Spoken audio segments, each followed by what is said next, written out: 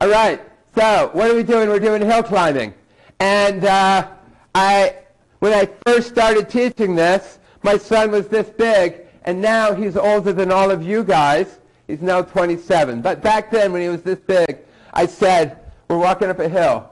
I said, hey, I got to teach 3101. How do you find the top of a hill? And he says, just keep walking up.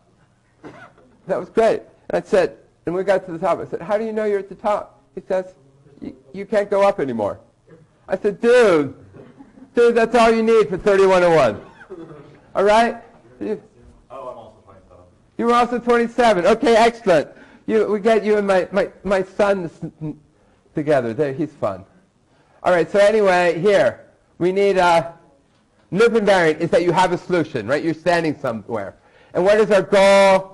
Is our measure of progress is how the value of our solution, right? And what do you do is you take a step that goes up.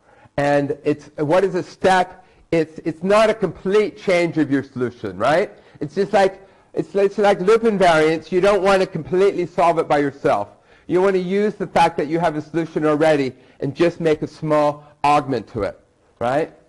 So, and then where do you start? Maybe with the zero solution. Where do you end is when a local change can't change anything, can't make it better, right? Does that make sense?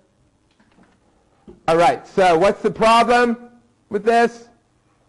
Well, if you take small steps, the running time could be exponential. And the other problem is that there may be a global maximum that you're not reaching, right?